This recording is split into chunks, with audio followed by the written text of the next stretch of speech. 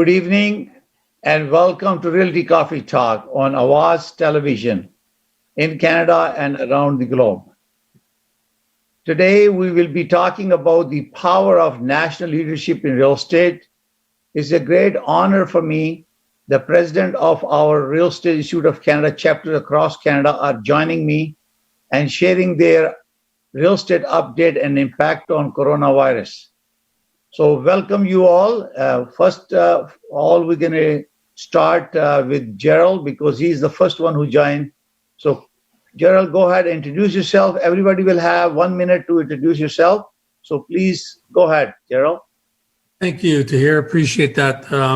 My name's Gerald Tostowaryk, and I'm the immediate past president of the Edmonton chapter of the Real Estate Institute of Canada. I work for Century 21 Urban Realty in Edmonton, and I have the Certified Leasing Officer designation and the Fellow of the Real Estate Institute from REIC. I'm also on the faculty, the teaching faculty of REIC, and I instruct ethics, commercial leasing, and legal issues courses. Oh, wonderful. Good to have you too. So Amanee, you are the next one. Go ahead and introduce yourself, please. Hi, my name is Amanee Mousavi, and I wanted to thank you, Tahir, for inviting me for Realty Coffee Time. I have my coffee with me. Oh, excellent. I am the president for the Nova Scotia chapter of REIC. I was actually appointed president yesterday at our annual general meeting. Congratulations. Thank you. I sat on the board for 3 years now, and I obtained my FRI designation in 2016. I have been a realtor for 11 years now, and I work for Royal LePage Atlantic, but I specialize in new construction sales with our family business, CRES Homes, which has been building homes for over 30 years now. So I'm very happy to be here. Thank you. Wonderful. Mr. John Bowen, please introduce yourself. Yes, John Bowen. I am the president of the Toronto chapter, which is made up of about 600 real estate professionals. I'm also a general manager with Markland and Associates, real estate advisory service company. And I'll put back to you, Tahir. Okay, Christine, could you please introduce yourself? Yes, Tahir, thank you. Also, I have my coffee for the talk. I am a CPM with the Chapter BC, Chapter 50, REIC, IREM combined chapter. I work for Lookout Housing and Health, so I'm in the social housing sector, dealing with a marginalized population throughout Vancouver. I'm also on the Strategic Planning Committee and the Financial Committee for REIC. So you are the British Columbia. I am the British Columbia Chapter 50 president, yes. Thank you very much. So now we're going to invite Neil. Could you please introduce yourself? Tahir, thank you very much. Good afternoon, everyone. My name is Neil Fawcett. I'm both an ARM and a CPM. I am the chapter president for the REIC Calgary chapter. I work in the world of both residential and condominiums, both commercial and residential condominiums. Work for a brokerage here in Calgary. I've spent most of my career in the last 15 years in all asset classes. Happy to be here. Did not bring a coffee, brought a water. I'm looking forward to the conversation today. Wonderful. It's a really great honor, a privilege for me to meet all of you. You are industry leader in your respective territory. Real Estate Institute of Canada really ignited a leadership spirit, because when you become a FRI, it uplifts you. You get, or CPM, Certified Property Manager. You are a very unique designation, because Real Estate Institute of Canada is an institute. They are not a trade organization. They produce leadership in real estate and property management and other designations program. So this is a great honor for me to meet all of my colleagues. I think met all of you guys sometime in our national AGM. And so it's a great honor for all of you. So now we're going to begin with this. So we're going to go use the same sequence. And if anybody wants to have a conversation. So Gerald, can you update us about Edmonton? What impact the real estate has because of coronavirus and impact? And now we're going to talk about opening of the businesses, because those are CPM category there, but you also mentioned that. So you have 2 minutes, so we're going to circle around with everybody. Okay. Do you want me to also discuss the reopening now or save that for later? Save it a little bit later, Okay. but you can as a part, because we're going to have a 3 level of a conversation. Okay. I'll just go into the ramifications on the market right now. Unfortunately, as most people know, we got a double whammy here in Alberta. Not only did we get COVID, but we also got a real hit on oil prices. Yes. And that has had a devastating effect on our economy. I copied, because it's so early in the COVID process, it's only been a couple months, it's really hard to nail down commercial stats because they don't come in as quickly as residential stats. So here's a bit of a mix. Residential sales in Edmonton were down 36% from March into April, and year to date, 55% from last year. Although residential prices are holding pretty steady. Rentals.ca website has confirmed that 1-bedroom rents are down 5.3% in the month of April, and 2-bedroom rents are down 8.7% in the month of April. 7.9% in the month of April. Year over year, 10%. So pretty hard hit. The Alberta Residential Landlords Association did a non-scientific survey, but a survey nonetheless. And roughly somewhere around 20% of tenants are not paying their full rent or any rent whatsoever. So landlords are taking the real hit, and a few of them are collecting less than half their rents. Anecdotally, speaking just anecdotally to agents I work with, we are experiencing very slow market all across the board, residential, commercial, industrial, and investment. I checked multifamily sales, and so far no discernible effect. The number of sales haven't varied widely enough yet to say there's been a discernible effect there. So there's the effect so far on us. Okay, Amanee, you want to share something with us about your area? Sure. So in Halifax, in Nova Scotia overall, Halifax being our city center, we've had a very strong market up until mid-March, which is when COVID really hit us. Yeah. And we were very lucky to have that market because year to date, we are still up 7% in sales compared to this time last year. However, Wow. with saying that, we did see a huge decline in April. I'll just give you a few stats starting from March. Yeah. In March, once COVID hit, for new listings, we were down 15% compared to last year. Showings obviously were down 70%. We saw a lot of cancellations and withdrawals of offers on the market, and we were up 30% in cancellations from last year. And then written sales were actually up 14%, but that was because in the beginning of March, as I said, we had a very strong market. And then we saw a huge decline in April. We saw actually a lot of homes that were pending sale that actually came back on the market. Obviously, a lot of people got cold feet. A lot of people were laid off. People were changing their mind due to all these uncertainties. So overall, April, our listings were down 20% from last April. And for sales in April, we were actually down 42%. And just to give you an idea, like Nova Scotia, we are a pretty small market. So we actually, in April, had 330 sales compared to 556 last year.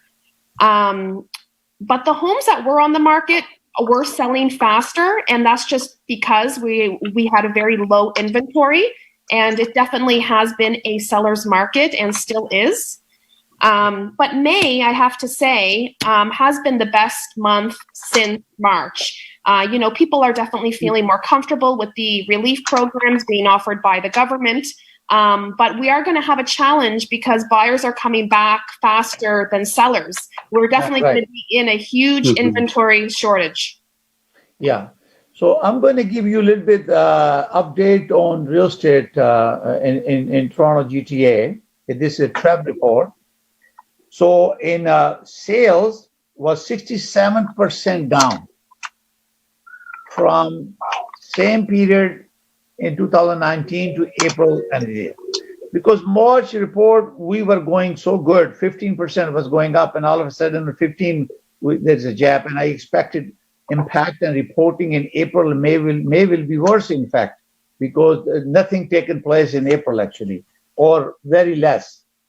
So our new listing dropped 64.1% GTA. GTA is an 416 and 905 area surrounding the Toronto. And then we have active listing was 41.4% less. In 41.4% less. The good part is that our average price was 0.1% plus in April. In March, we were 2.3% down, but it has improved to now bring us in a positive territory at the end of the April. And date on the market, same, no change. And in fact, average price. Now, if I look at the average price, we have 0.1%, but then we have houses are negative, the detached home. I'm talking about average 90546, 3.5%.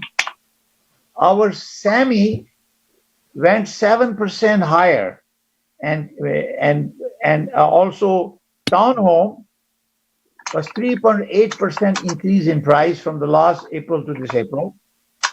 And condo apartment is the only one surprisingly went negative 1.75%.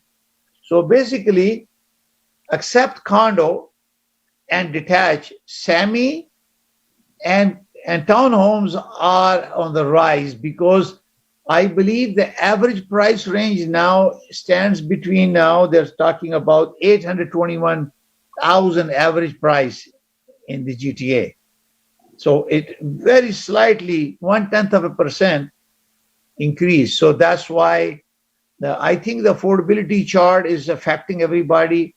Lots of people lost their job, and now the issue is how are they going to qualify? There are 600,000 people who opted for deferred payment across Canada.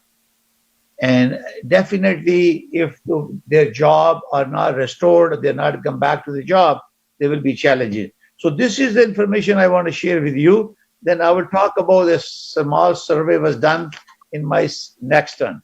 So I'm going to come back to you, John. This time, you're going to tell us a little bit what's happening in the property management, how you are opening the properties, the businesses, the landlord and tenants, because Gerald mentioned about some payments. Can you tell us what's going on? Yeah, I'm going to save some of that thunder for Franco if he joins, but it's interesting how your stat was the condos were the only class that dropped. And we can maybe have a deeper discussion on that later. But an interesting fact, which I think will have a big effect on condos, is Airbnb. For those that don't know, there are 9,500 Airbnb listings in Toronto. Wow. Managed by 6,500 hosts. So several of these people have multiple units. A large percentage of these are located in the downtown central business district. And of course, they've had no revenue for the last 2 months whatsoever. So that may put some pressure on people looking to rent. They may be forced to go from Airbnb to 6 month or 1 year rentals where they didn't before. There's a bit of a dichotomy in pricing between the CBD and the suburbs. We can come and talk to that in a little bit, but I'll just give you some other stats on the retail and residential apartments. Okay. Retail, from what we're gathering, about 57% of retailers are paying their rent versus office and residential in the 80s and 90% range. Gerald, I picked up on your number there for residential apartment rentals. and the drop. There's actually been a small drop just this past month in Toronto of about 2.5% in residential apartment pricing. The average for a one-bedroom is $2,200 and a two-bedroom $2,800 to $3,000 a month. Wow. Back to you, Tahir. Okay, Christine, so can you please share something, how things are happening in there? And feel free to share the social housing as well. It's no problem. It's open. Anybody can ask question and have a conversation. Christine? All right. So just to speak to the market, CMHC and BC is predicting a 9 to 18% market drop in 2020, 2021 overall, and home sales to drop between 30 and 40% year over year. And that's stats from April. Pent-up demand, however, and of course the low interest rates that we're seeing in Vancouver, we're looking to entice the buyers to come back to the market, and we're looking at that to come back to a baseline at about 85,000 units annually come early 2021. From a renter's perspective, we're actually doing quite strong in BC. We're looking at overall in April, we looked at 76% owner managed 10 or more units. There was 500 people that Landlord BC had looked at surveying. Only 24% executed a deferral agreement, which is quite strong. 64% collected 100% of their rents. 26%, yeah, it was really good. 26% collected 50% or more, and then 10% collected no rent in April. In May, our numbers came up even better. From an industrial, office, retail, and residential perspective, industrial, the rent roll collected was 78%, office was 93%, retail was 70%, and residential was 92%. Of course, that breaches over into social housing because a lot of our monies are coming in from ministry and other sources such as government. We're holding quite strong, but we are having issues around maintaining people's housing. All right. So, That's kind of Neil, interesting. May I now comment? your turn. Can you give us an update on what's happening there? Tahir, may I ask a question? Yes, please. Thank you. That was interesting. The one thought that's been on my mind, and it's too early to get hard statistics, and Christine mentioned it briefly, is retail rents. I'm wondering if retail landlords are being hit hard with so many business closures. I don't know. I don't have any stats on that. If anybody else was able to get anything with that. I don't think there's any stats. It is way too early. It's only through connections, through our networking here with brokers who are seeing a few midnight moves with retailers and a lot of negotiations. So let's Neil can provide us information, then we'll go back to the conversation. Neil, can you give us update on your side? So I would more speak to kind of the impact either to a residential owner or more of the condominium corporation. So in paying operating expenses or condominium contributions, there's been a fair amount of pressure in the marketplace for some relief to those condominium corporations that don't have any capital windfall, have months in reserve for operating expenses. Our brokerage here, we reached out to a number of brokerages as well, have seen probably about 1 to 2% of those condominium corporations look for some type of relief, either offering relief on some payment plan to individually impacted owners, or providing some relief from the condo corporation's perspective on foregoing the monthly expenses or those condominium contributions. And then from the residential side of things, the landlords being asked for concessions on those rents, anywhere between a half and 3/4 of the actual monthly rent being looked for in some form of a concession. And a small number of those individual landlords are able to offer that relief. But we were pleasantly surprised on a portfolio greater than 10,000 units that there really haven't been greater than about 1 or 2% of people that are really looking for that relief. So we are confident that the other initiatives put forward in COVID-19 relief, either at a provincial or federal level, are filling in that gap. Yeah, wonderful. Now, if any one of you have any questions, now Gerald, you were saying something, you have a question, so please go ahead and have a conversation, and then we'll pick up a next topic, which is about how it is really financially affected your portfolios, your business, or your brokerage, your business in real estate or property management. And we talk about the landlord, if there is any financial problems, or how if you are giving any incentive to the tenants to come back, opening protocol, safety and security, because people are starting coming back, and there's lots of opening up in Ontario. And let's see what's happening in your province. So, Gerald, you have any question? Go ahead. Oh, I was just asking about the retail there, about retail landlords, but as John mentioned, it's still a bit early yet to determine how that's going to play out. One thought that's on my mind, and this might be a discussion you want to have later, but I think, they talk about the second wave of COVID. I think the second wave financially for us is going to be when the smoke clears and our various levels of government determine the levels of debt they're taking on with the easing of for all us business people. That might be the actual second wave that hits us, and it'll be interesting how that plays out. It is true, because right now everybody is hoping that government is printing billions of dollars every day, giving to everybody. Impact is when you really start paying back what you borrowed.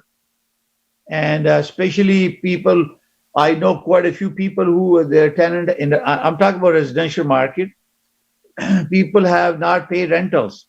Yesterday, one of my clients, he just called me, said that the check bounced. So I called the guy. He said, listen, what's going on? He said, no, I have a wrong check. So in 5 minutes, he transferred the money.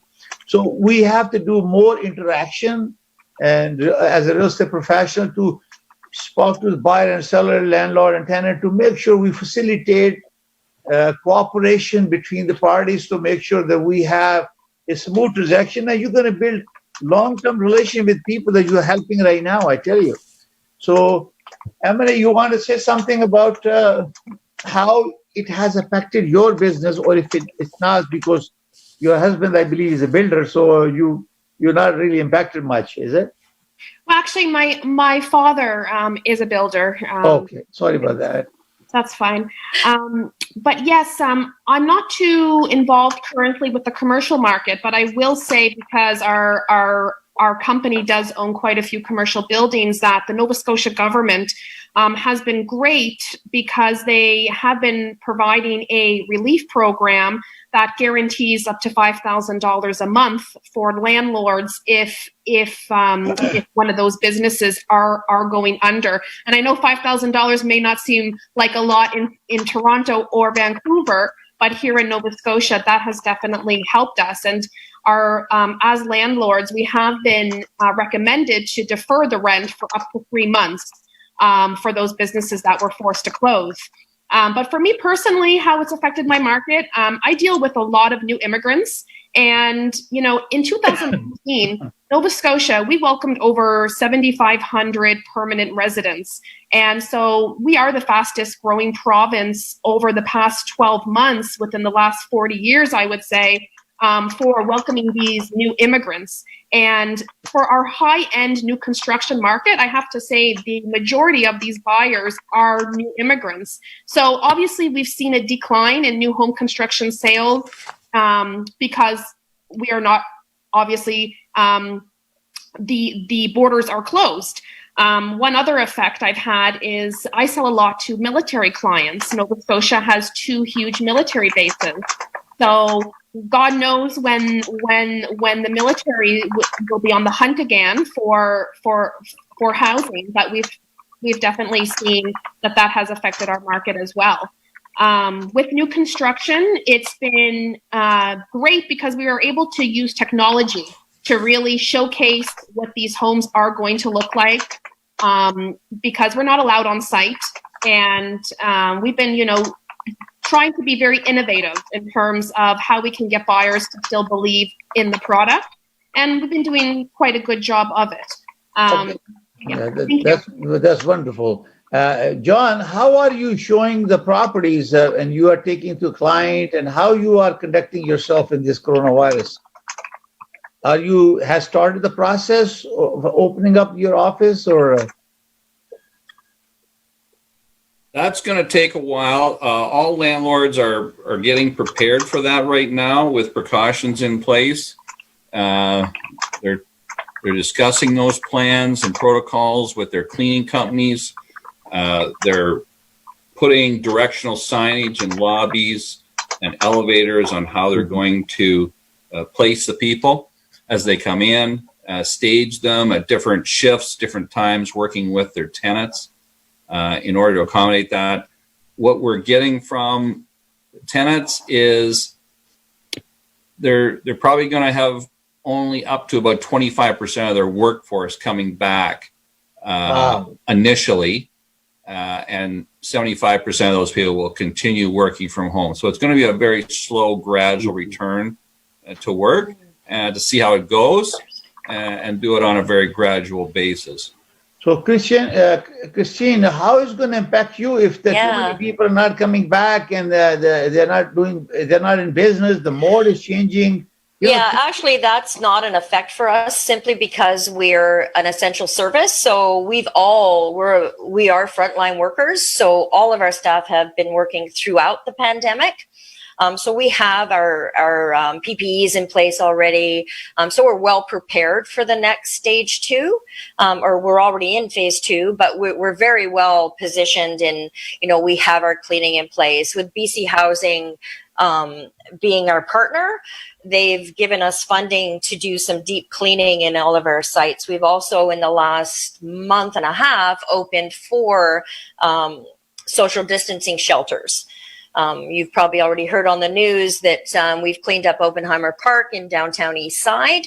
I'm very, very happy and proud to say that Lookout has, throughout the crisis, only 1 positive COVID case, which was dealt with immediately. And that was due in part to the diligence in cleaning.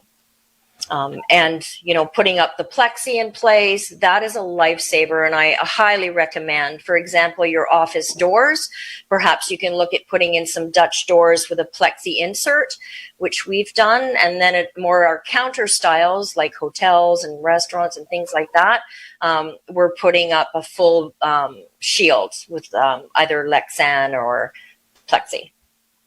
Okay, Neil, how is impacting your business? And you are a CPM and ARM, and how the properties that you are managing or your brokerage is managing it is affected the landlord occupancy, or you're opening up. What is your activities plan? So thanks to Tahir. So the majority of the portfolio here, about 2/3 is multifamily rental.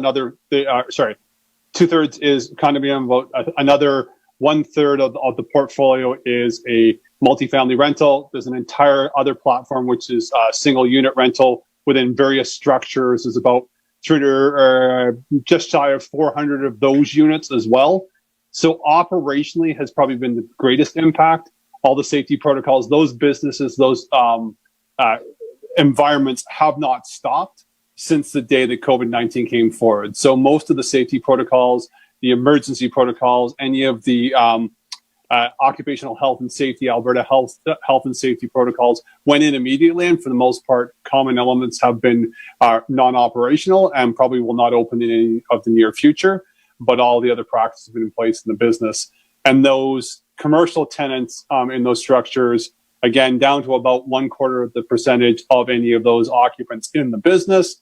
From the property management side, our particular brokerage here, we have just shy of 75 people working in the brokerage. We have an office staff of about, we have 2 property managers in the office. We have everybody else working remotely. We have some support staff. So we're under about 15 people in the office where we would normally have 75. And that's been a fairly standard protocol we see across the board.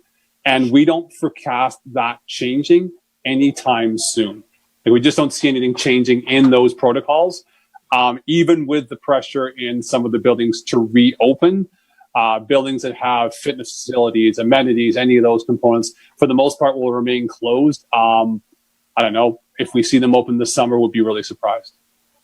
All right, Gerald, since you are the only one who is a faculty, the teacher, the mentor, who are building the profile of our leadership in REIC, tell us these courses that people come to you and you give them training, how they registered, and we have 2 minutes before we take the break. So you got a quick one. Tell us about being a faculty of Real Estate Institute of Canada. Thank you, Tahir. It's actually been a very interesting few weeks. Obviously, classroom courses have come to a complete halt, but online courses have dramatically taken off, and I'm busier than I was before. I'm right now teaching across Canada an ethics course. I have 21 students from all across the country in this online course. It's the third or fourth one I'm instructing since COVID hit. And so we're learning as we go. You know, you're learning, okay, I would try and do a PowerPoint, but when I do the PowerPoint, they can't see me or they can't see the manual. So, you know, we're making great strides in the delivering of the online courses because of COVID. It's been fantastic. We also have a partnership with the University of Fredericton to deliver some courses out there. So it's actually been very good for online training. Oh, fantastic. So now we're going to take a small break and we will come back. Realty Coffee Talk on Awaz Television.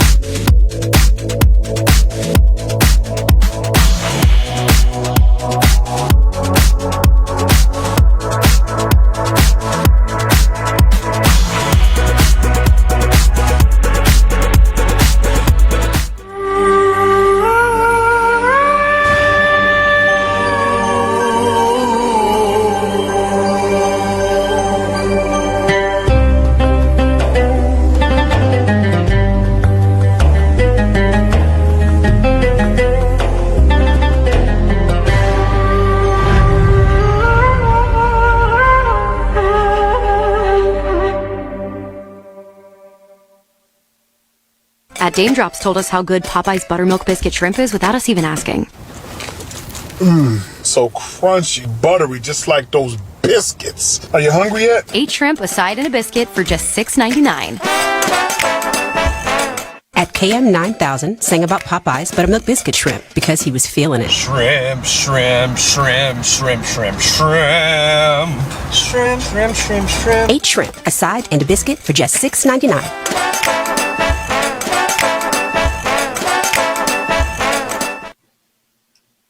Welcome back to Realty Coffee Talk on Awaz Television in Canada and around the globe.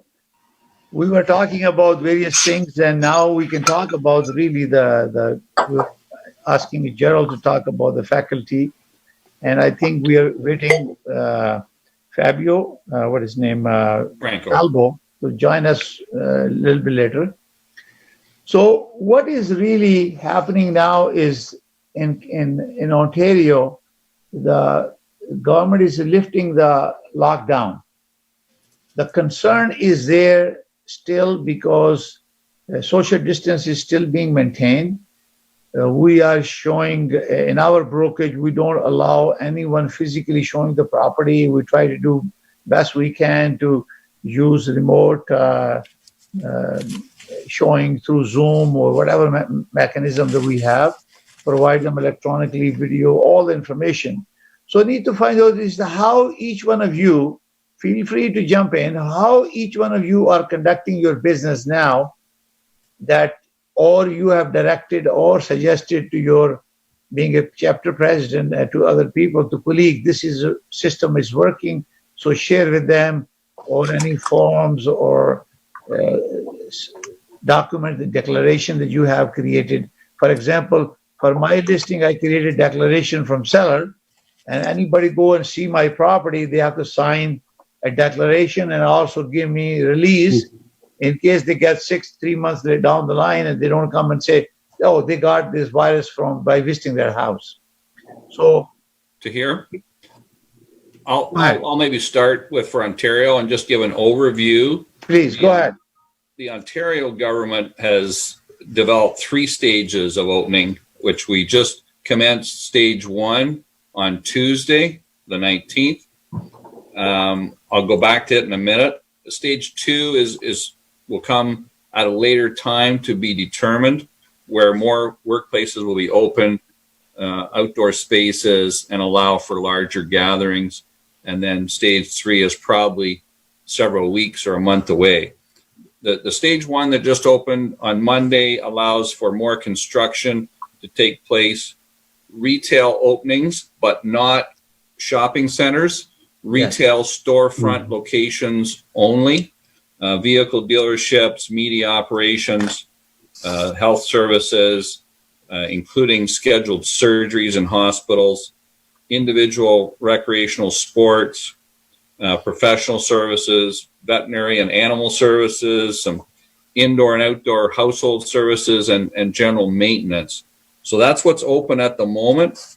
And then they're being very cautious and not giving a timetable and leaving it up to the Ontario Medical Officer of Health to determine when that next stage 2 will take place. So maybe Tahir, maybe the rest could give a sort of cross section across the country of how they're dealing with it differently than Ontario. Yeah, so we need to ask Amanee, you want to go ahead and tell us how this is happening in your province? Sure. So we have a 5-phase reopening plan, and as of last week, we just entered into phase 1. We are a little bit behind because, as you all know, Nova Scotia has a lot of aging population, and the majority of those infected and the unfortunate deaths were coming from the nursing homes. So it took a while for our numbers to decrease, and finally they got to a point where Premier Stephen McNeil allowed us to enter into phase 1, which basically means that we can go to parks, beaches are opened, and all outdoor activities. We still have to gather in groups of no more than 5. And just as of 2 days ago, we were allowed to mingle with a bubble family. So now 2 families are able to join together. New Brunswick is a little bit ahead of the game. They are in phase 2 of their plan. But as the phases go on, we will see on June 8th that we'll see retail and restaurants start to open for takeout. And I guess we'll see how it goes from there. Okay, Christine, can you tell us about what's going on there? Yeah, so BC has a 4-phase re-implementation plan. So we are in phase 2 as of last Friday. So, restoration of health services elective surgeries are being rescheduled, things like that, dentistry, physiotherapy, hair salons and barbers are opened as of Friday. There are some areas we still need to work on in retail, but right now BC is allowing for anyone who has an exterior door, they can open to the general public, but they're not allowing any more than 50 people into a larger store, and only groups of 6 people can be together at one time in an outdoor space. So we're looking at heading to phase 3, June through to September, and what that will look like is more hotels and resorts will start to open.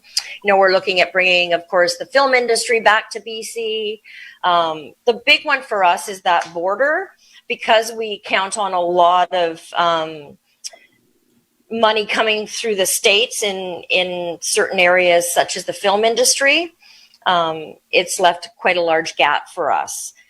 So we are moving along through to phase 3, though. Okay, Gerald, can you tell us what's going on in your province and how do you expect anything will happen in Edmonton area? Sure, thank you, Tahir. I want to first say, and I'm not into politics in the least way, but I really want to say thank you very much to our provincial government. They jumped on this situation very quickly, and they locked us down right away, and they've done a lot of testing. They're one of the first to to increase the testing. So we're doing really, really well in Alberta.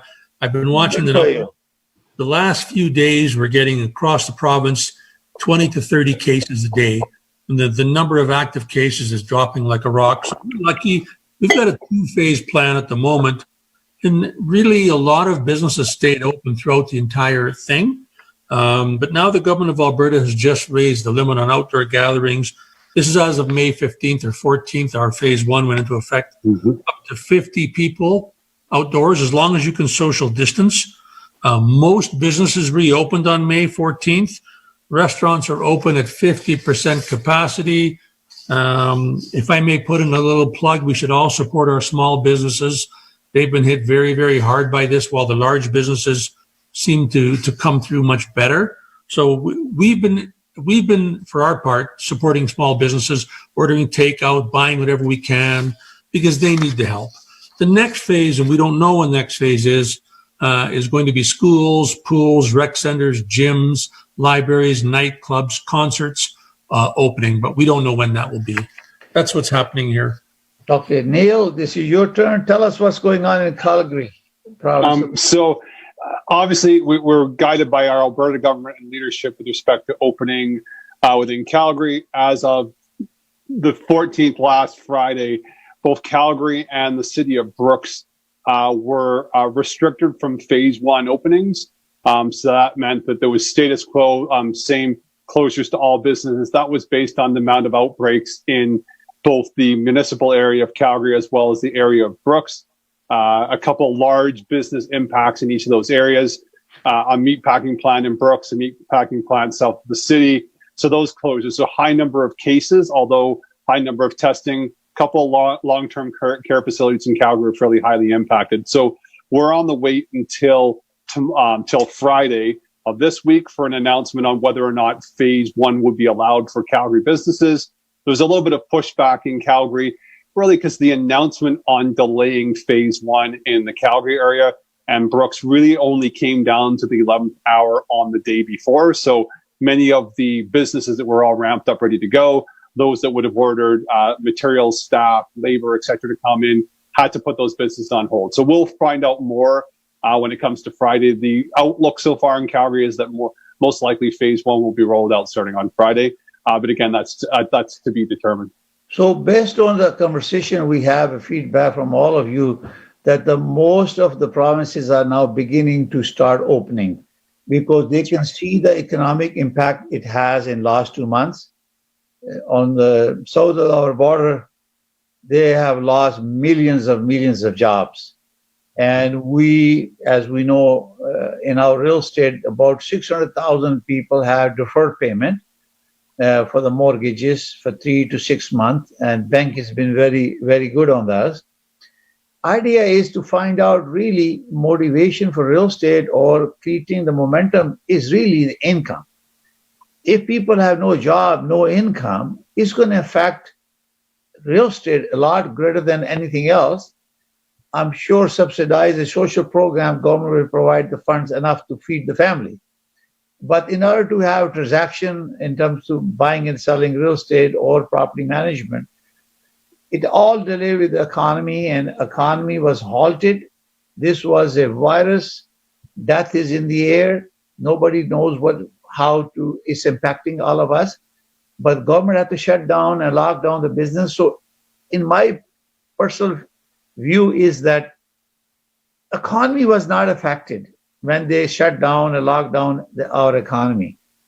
People were going great. March was going great until by 15 March, which was my birthday actually. Coronavirus hit everybody. Happy late birthday. That was my birthday. Happy birthday here. And I know Ken Finch brought me a cake in my house. That was the last visit I have from FRI to bring a cake for me to uplift me, I guess. So we are bringing back, and I'm very sure the government is giving billions of dollars to the public through business loan and self-employed. Even realtors are entitled to get the money. So this kept the momentum going. I'm very sure that we're going to rush back. The biggest industry that was hit was a restaurant and big shopping malls and air travel. These are the big industry. travel is tourism is also impacted because of that. So we're hoping that this will restore the confidence of people. Safety is the topmost priority. And we're really grateful to our health department, doctors, nurses, police officer, emergency staff, helping and protecting us from spread of this virus and treating our sick fellow Canadians. So we salute them, we thank them for their effort. So as we are moving along, unless you have something special, so what we're going to do is we're going to start a 1 minute conversation, final message from each one of you, and you can say anything you want to say. Leave your name, number, your brokerage, where you are, so people can approach you. If they call our studio at Awaaz Television, they already have your name and number and email. They will reach out to you. So I'm going to start with Gerald. You want to give your final message, please? Thank you, Tahir. Before I give out my contact information, I just wanted to say one little thing. We all appreciate, as you mentioned, all the frontline workers, doctors, nurses, police officers, so many, but there's those that often get forgotten. There's so many hospital workers in even in house care and food services that have to go into the room sometime and take away the food service trays and such. There's so many on the front line that we're forgetting about, and I wish we could name them all, but I want to say thank you to all of those people who we don't often thank enough. Yeah. So yes, I work for Century 21 Urban. My direct phone line is 780-887-3709, and my email address is way too long. Just look up edmontoncommerciallistings.ca or edmontonresidentiallistings.ca, and that's much easier way to find me than my email address. Well, if anybody in your province, you are in Edmonton, correct?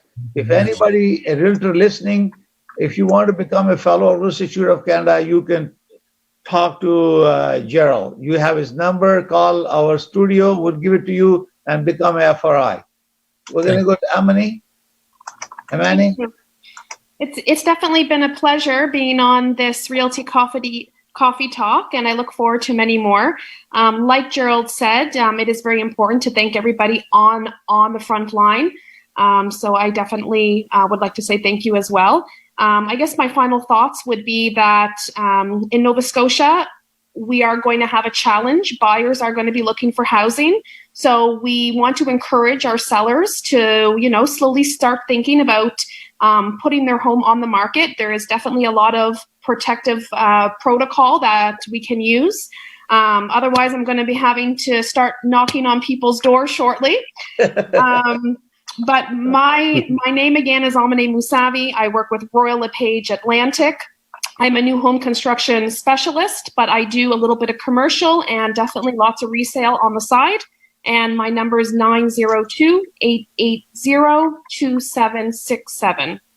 Thank you, Amanee. Congratulations again becoming a new president of your chapter. This is a great honor to have you on our show.